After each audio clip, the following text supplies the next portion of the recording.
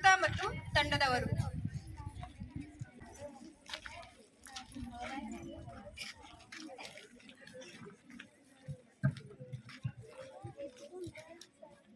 ನನ್ನ ಹೆಸರು ಭಾಗ್ಯಶ್ರೀ ಶ್ರೀಶೈಲ್ ಮಾದಾರ್. ನಾನು ಏಟ್ ವಿಭಾಗದಲ್ಲಿ ವ್ಯಾಸಂಗ ಮಾಡುತ್ತಿದ್ದೇನೆ. ಎಲ್ಲರಿಗೂ ನಮಸ್ಕಾರಗಳು. ಜಿಜೆಎಚ್ಎಸ್ ಬಿಳಗಿ ಶಾಲೆಯ ವಿದ್ಯಾರ್ಥಿನಿಯರಾದ ನಾವು ಇವತ್ತು ಅಂಕೆಗಳಲ್ಲಿ ಯಾರು ಮಹಾರಾಜ ಎಂಬ ನಾಟಕವನ್ನು ನಿಮ್ಮ ಮುಂದೆ ಪ್ರಸ್ತುತಪಡಿಸಲಿದ್ದೇವೆ. ಈ ನಾಟಕದ ಮಾರ್ಗದರ್ಶಕರು ಹಾಗೂ ನಮ್ಮ ಶಾಲೆಯ ಗಣಿತ ಶಿಕ್ಷಕರಾದ ಸರ್ಕಾರಿ ಶಿಕ್ಷಕರ ಶಿಕ್ಷಣ ಮಹಾವಿದ್ಯಾಲಯ ಜಮಖಂಡಿ ಪ್ರಶಿಕ್ಷಣಾರ್ಥಿಗಳು.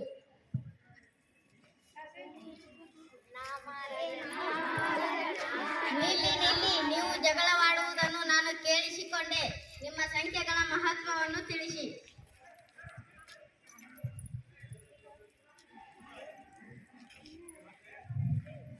ನಾನು ಒಂದು. ಒಬ್ಬ ಮನುಷ್ಯನ ಮೂಗು ಒಂದು, ಬಾಯಿ ಒಂದು, ತಲೆ ಒಂದು. ಮನುಷ್ಯನ ದೇಹದಲ್ಲಿರುವ ಹೃದಯ ಒಂದು. ಸಾಮಾನ್ಯವಾಗಿ ಎಲ್ಲ ಪ್ರಾಣಿಗಳಿಗೂ ಇರುವುದು ಒಂದೇ ಹೃದಯ. ಆನೆಗೂ ಇರುವುದು ಒಂದೇ ಸೊಂಡಿಲು. ನಮಗೆ ಜನನ ಒಮ್ಮೆ, ಮರಣ ಒಮ್ಮೆ. ಸ್ವರ್ಗ ಒಂದು, ನರಕ ಒಂದು. ನಮಗೆ ಸೂರ್ಯ ಒಬ್ಬ, ಚಂದ್ರ ಒಬ್ಬ. ಒಂದು ದಿನಕ್ಕೆ ಹಗಲು ಒಂದು, ರಾತ್ರಿ ಒಂದು. ನಮ್ಮಿಗಾಗಿ ಇರುವುದು ಒಂದೇ ಜೀವಕೋಶ. ನಾವೆಲ್ಲರೂ ವಾಸಿಸುತ್ತಿರುವ ಭೂಮಿ ಒಂದು. ಹಾಗಾಗಿ ಈ ಸಿಂಹಾಸನದ ಮೇಲೆ ಕುಳಿತುಕೊಳ್ಳುವ ಅಧಿಕಾರ ನನ್ನದಾಗಿದೆ. ನಿಲ್ಲು. ನಿನಗೆ ಈ ಸಿಂಹಾಸನದ ಮೇಲೆ ಕೂಡುವ ಅಧಿಕಾರ ನಿನಗಿಲ್ಲ. ನಿನಗಿಂತ ದೊಡ್ಡವಳು ನಾನಿದ್ದೇನೆ. ಕಣ್ಣುಗಳೆರಡು, ತುಟಿಗಳೆರಡು, ಕಣ್ಣಿನ ರೆಪ್ಪೆಗಳೆರಡು, ಹುಬ್ಬುಗಳೆರಡು, ಕಾಲುಗಳೆರಡು, ಮಾನವನ ಶ್ವಾಸಕೋಶಗಳೆರಡು, ಕಿಡ್ನಿಗಳೆರಡು. ಆದ್ದರಿಂದ ಈ ಸಿಂಹಾಸನದ ಮೇಲೆ ನಾನೇ ಕೂಡುತ್ತೇನೆ. ನಿಲ್ಲು. ಈ ಸಿಂಹಾಸನದ ಮೇಲೆ ಕೂರುವ ಅಧಿಕಾರ ನನಗಿದೆ, ನಿನಗಿಲ್ಲ. ನಾನು ಮೂರು. ಶಿವನ ಕಣ್ಣುಗಳು ಮೂರು, ತ್ರಿಭುಜದ ಬಾಹುಗಳು ಮೂರು, ಶೃಂಗಗಳು ಮೂರು, ಎಸ್ಡಿಎಂಸಿ ಸದಸ್ಯರ ಕಾಲಾವಧಿ 3 ವರ್ಷ, ಕಾಲಗಳು ಮೂರು, ತ್ರಿಪದಿಯ ಸಾಲುಗಳು ಮೂರು. ಹಾಗಾಗಿ ಈ ಸಿಂಹಾಸನದ ಮೇಲೆ ಕೂರುವ ಅಧಿಕಾರ ನನಗಿದೆ. ನಿಲ್ಲು. ನಿನಗಿಂತ ದೊಡ್ಡವನು ನಾನಿದ್ದೇನೆ. ನಾನು 4.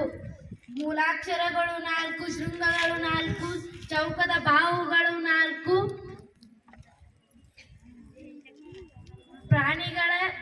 ಎಲ್ಲ ಪ್ರಾಣಿಗಳ ಕಾಲುಗಳು ಸಹ 4, ಕುರ್ಚಿಯ ಕಾಲುಗಳು 4. ಆದ್ದರಿಂದ ಈ ಸಿಂಹಾಸನದ ಮೇಲೆ ಕೂರುವ ಅಧಿಕಾರ ನನಗಿದೆ. ನಿಲ್ಲು. ಈ ಕುರ್ಚಿಯ ಮೇಲೆ ಸಿಂಹಾಸನ ಮೇಲೆ ಕೂರುವ ನಿನಗ ಅಧಿಕಾರ ಇಲ್ಲ. ನಿನ್ಕಿಂತ ದೊಡ್ಡವಳು ನಾನು. ಕಾಲುಗಳು ಬೆರಳು 5, ಕೈ ಬೆರಳು 5, ಕಾಲು ಬೆರಳು 5. ಪಾಂಡವರ ಸಂಖ್ಯೆ 5.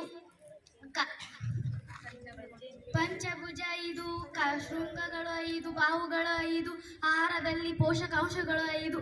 ಈ ಕುರ್ಚಿ ಮೇಲೆ ನಾನೇ ಕೊಡುವ ಅಧಿಕಾರಿ.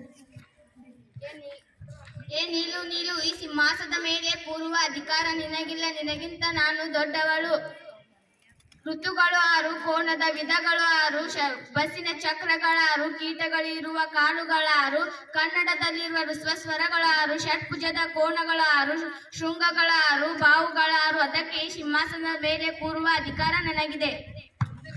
ನಿಲ್ಲು. ನಿನಗಿಂತ ದೊಡ್ಡವಳು ನಾನಿದ್ದೇನೆ. ಈ ಸಿಂಹಾಸನ ಮೇಲೆ ಕೂರುವುದು ಅಧಿಕಾರವು ನಿನಗಿಲ್ಲ. ಕಾಮನ ಬೆಳ್ಳಿನ ಬಣ್ಣಗಳು 7, ಸಂಗೀತದ ಸ್ವರಗಳು 7, ವಾರಗಳು 7, ಖಂಡಗಳು 7, ಸರಸ್ವತಿ ಹೆಜ್ಜೆಗಳು 7, ಕನ್ನಡದಲ್ಲಿ ದೀರ್ಘ ಸ್ವರಗಳು 7, ಸಪ್ತಭುಜ ಕೋನಗಳು 7, ಶೃಂಗಗಳು 7, ಬಾಹುಗಳು 7. ಎಲ್ಲರ ನಿನಗಿಂತ ಶ್ರೇಷ್ಠ ನಾನಿದ್ದೇನೆ. ಈ ಸಿಂಹಾಸನದ ಮೇಲೆ ಕೂರುವುದು ಅಧಿಕಾರ ನನಗಿದೆ.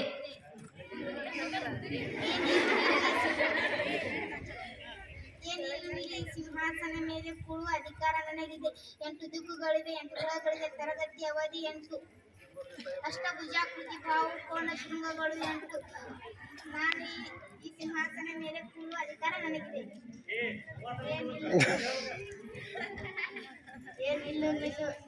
ಈ ಸಿಂಹಾಸನ ಮೇಲೆ ಕುಳಿತುಕೊಳ್ಳುವ ಅಧಿಕಾರ ನಿನಗಿಲ್ಲ, ನನಗಿದೆ. ನಿನಗಿಂತ ದೊಡ್ಡವಳು ನಾನು. ಮನುಷ್ಯನ ದೇಹದಲ್ಲಿರುವ ರಂಧ್ರಗಳು 9, ಧಾನ್ಯಗಳು 9, ಘಾತಾಂಕದ ನಿಯಮಗಳು 9, ಕನ್ನಡದಲ್ಲಿ ವರ್ಗೀಯ ವ್ಯಂಜನಗಳು 9, ತಾಯಿಯ ಗರ್ಭದಲ್ಲಿ ಮಗು ಇರುವುದು 9 ತಿಂಗಳು. ಹಾಗಾಗಿ ಈ ಸಿಂಹಾಸನದ ಮೇಲೆ ನಾನೇ ಕುಳಿತುಕೊಳ್ಳುತ್ತೇನೆ. ನಿಲ್ಲಿ ನಿಲ್ಲಿ, ಈ ಸಿಂಹಾಸನದ ಮೇಲೆ ನಿಮಗೆ ಯಾರಿಗೂ ಕೂರುವ ಅಧಿಕಾರವಿಲ್ಲ. ಈ ಸಿಂಹಾಸನದ ಮೇಲೆ ಕೂರುವ ಅಧಿಕಾರ ನನಗಿದೆ. ಹೇಗೆ ಹೇಗೆ